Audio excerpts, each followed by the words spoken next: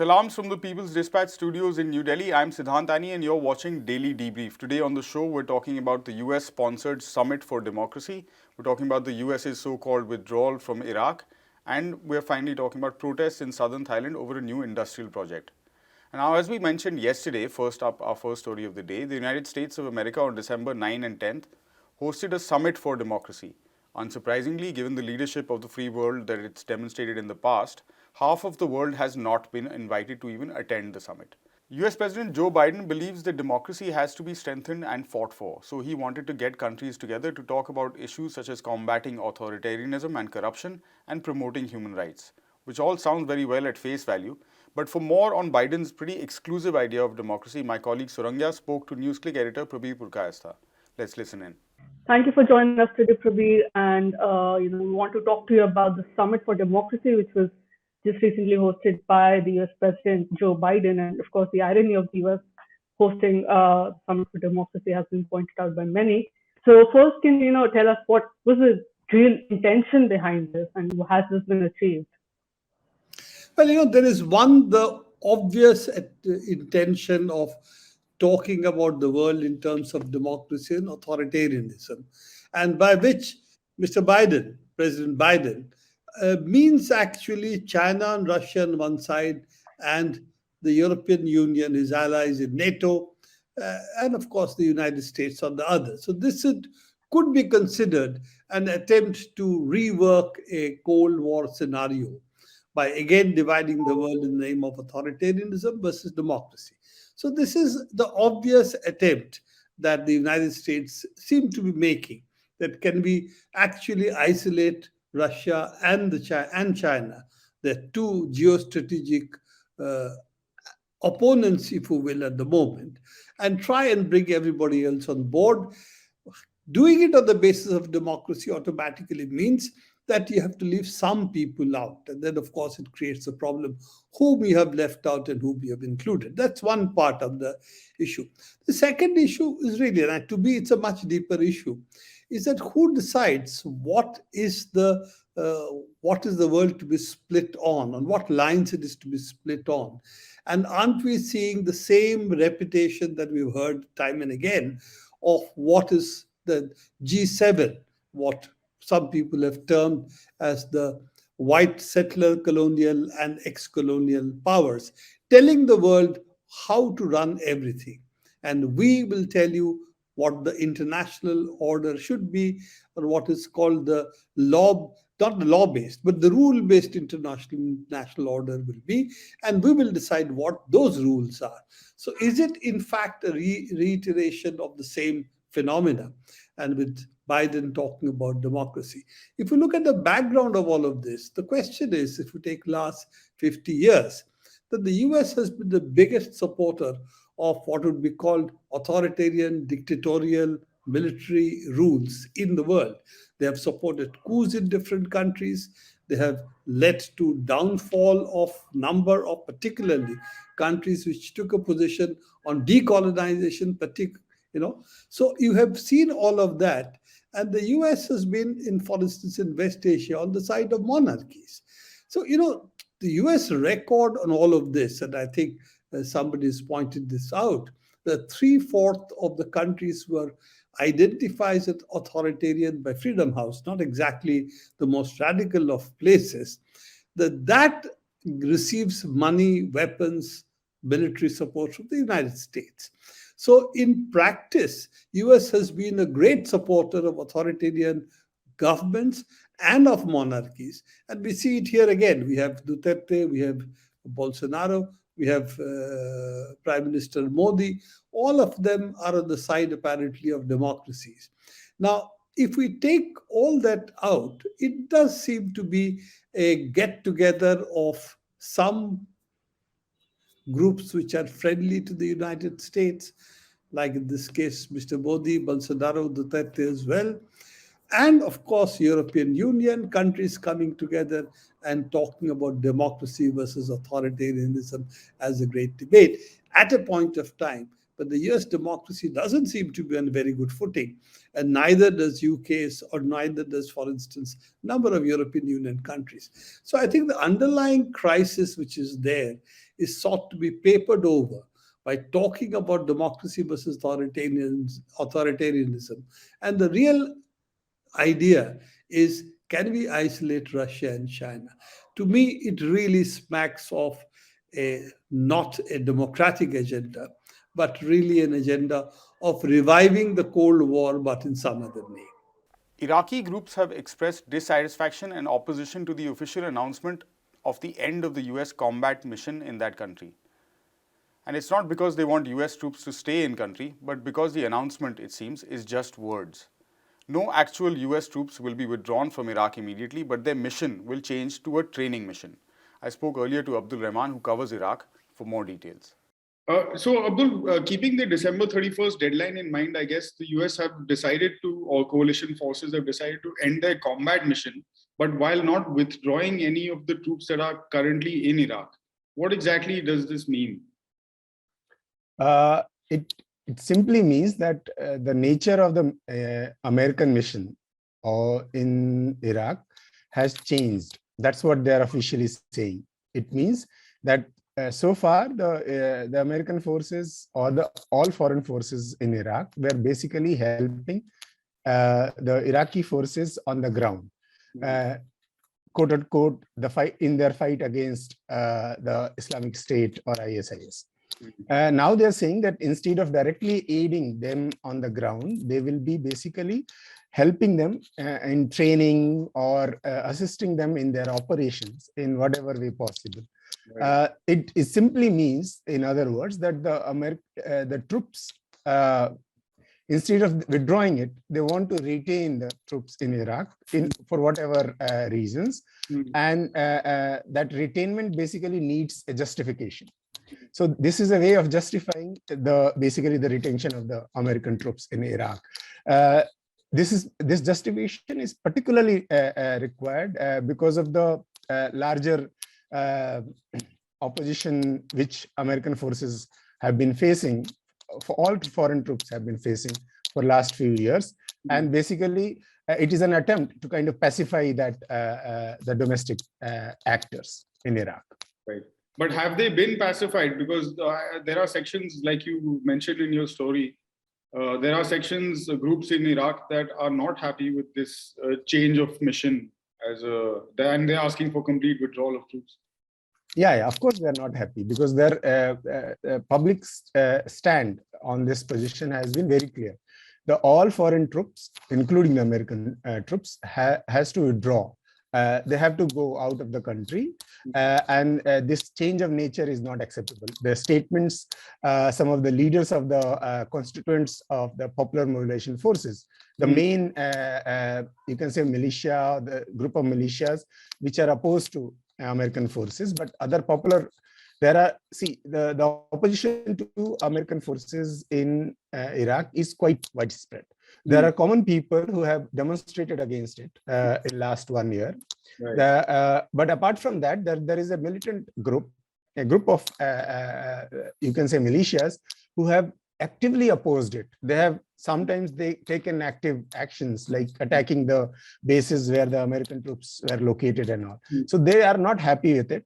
They want complete withdrawal. They are asking the government to implement the resolution which was passed by the Iraqi parliament last year after the killing of assassination of General Soleimani and Mohandes, the commander of Iraqi militia forces. They want that resolution to be implemented in totality. And that resolution simply says that all foreign troops need to withdraw from the country. Right. So it is very clear that the common people and the political parties, PMF also has a political front, and the militias are not happy with this decision, and they will keep on pressurizing the Iraqi government and the American forces to withdraw from the Iraq. Right. Can you give us a little bit of a sense of the wider political context in which all of this is happening? Okay, the American troops in Iraq were deployed. Of course, we all know that after the 2003 invasion, thousands of American troops, hundreds of thousands of American troops were deployed in Iraq, but they were gradually withdrawn after 2010, 2011. by the time by the end of 2011, most of the troops were not there, but they were redeployed following the emergence of the Islamic State in 2014. That is what has been portrayed. But the basic reason behind the redeployment, apart from the Islamic State, obvious threat of Islamic State, is the larger geopolitical issues in the region, which is the assertion of Iranians in the region. So Iranians started actively participating in Syria. They started helping. There is an accusation that Iranians are involved in Yemen and so on and so forth. Right. So in that larger context, the American troops were deployed, and it was American administration thought that it is necessary to keep them there. So that is the larger background. That is why even after the defeat of ISIS in 2017, the American troops, the foreign troops as a whole, have basically they're still there. The Americans have obviously no intention to go out until there is some kind of solution to what they call the Iranian issue. So it is basically a larger Iranian. The American forces in Iraq today are basically a reflection of the larger regional politics between Iran and United States of America. That is the basic reason. The opposition to American forces increased after the Americans assassinated Soleimani on January last year, in the first week of January, which led to larger popular mobilizations. So though the opposition has always been there, it has become widespread following the assassination, and the people, the Iraqi people, have started seeing it as a they understand the geopolitics behind it, and that's why they are opposed to it. And I suppose maintaining air power is critical in all of these operations. That's why probably the foothold that they have in that country, they don't want to let go of. Thanks very much, Abdul, for that. And finally, in Bangkok, a protest that erupted against an industrial project in southern Thailand has come knocking at the doors of the Prime Minister Prayut Chan-o-cha. Protesters resisting the controversial Chana Industrial Estate project in the Songkhla province have been camping outside Government House, which is the seat of the Thai government, for over a week. Despite a forced dispersal and arrest of 37 protesters, they are refusing to back down. The Prime Minister, in turn, has set up a review panel to appease the protesters. We managed to get Anish in studio to talk more about this project and the resistance against it. So what's happening, Anish? What is the project all about, and why are locals against it?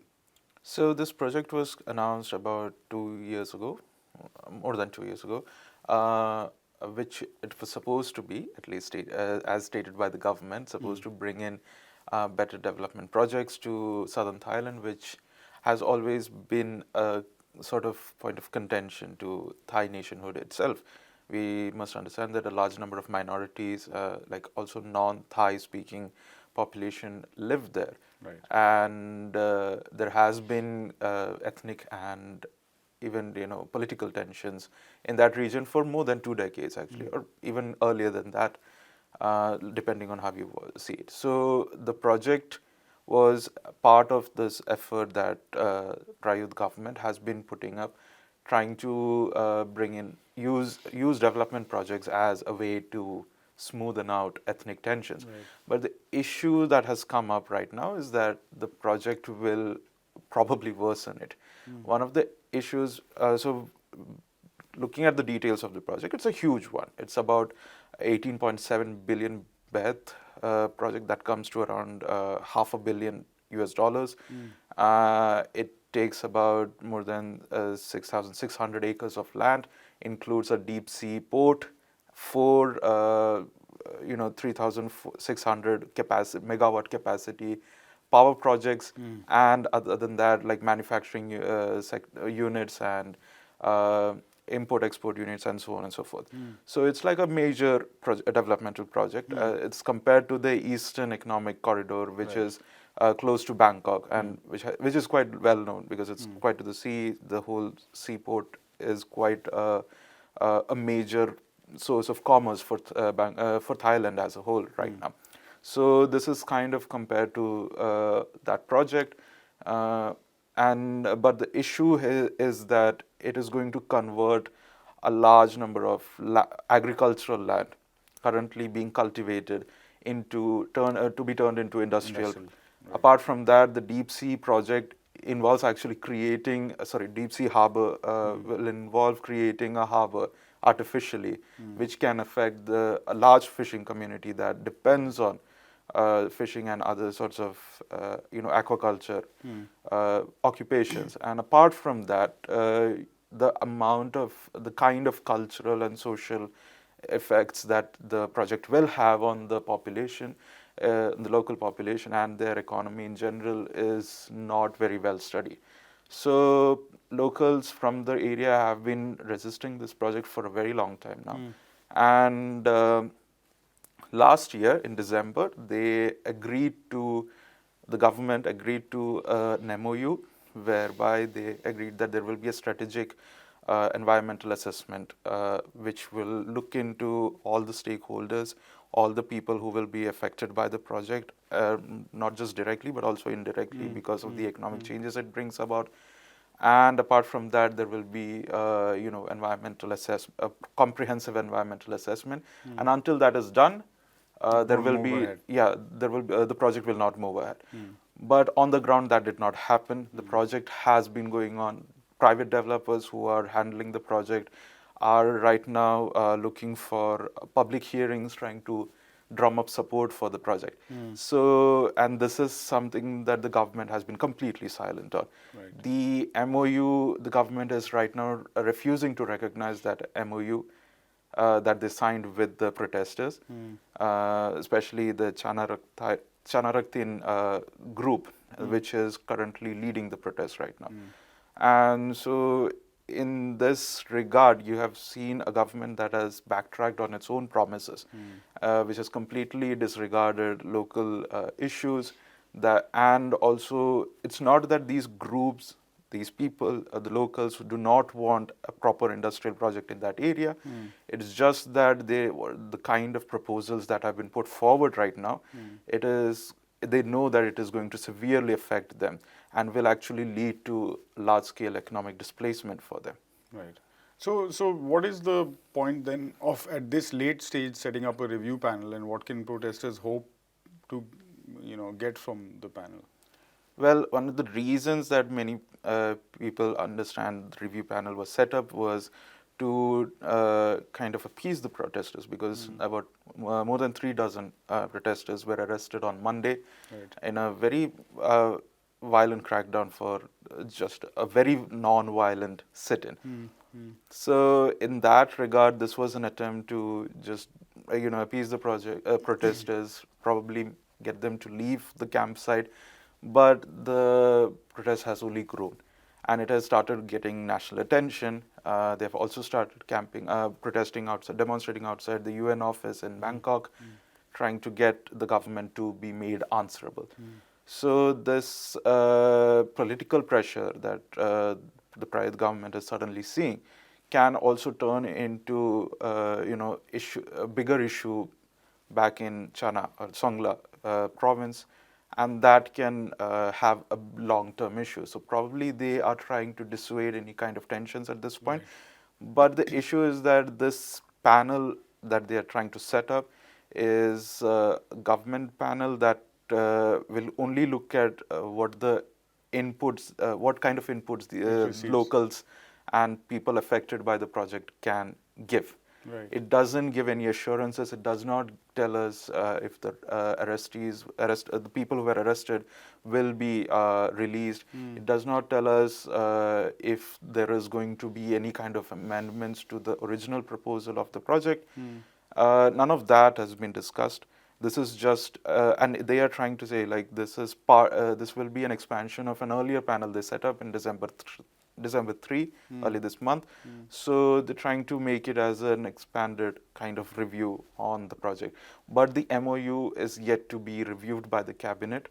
The Deputy Prime Minister has stated that even he is not sure whether the cabinet has discussed the MOU to begin with. So this shows that the current government is more or less clueless as to how to deal with the protesters. Prayut Chan-o-cha probably thought that he can set aside these grievances because it's not that large scale as, say, the other protests that he has been handling for more than a year right now. Yeah.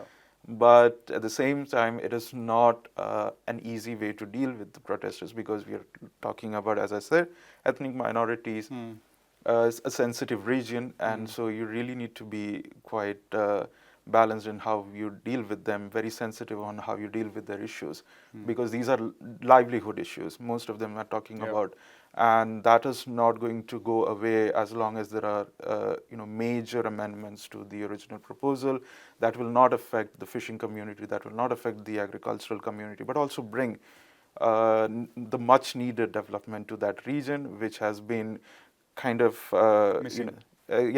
not just missing, it's just completely disregarded as a place to be to receive any kind of development that the government has in its mind. So this probably requires a more humane, more sensitive approach.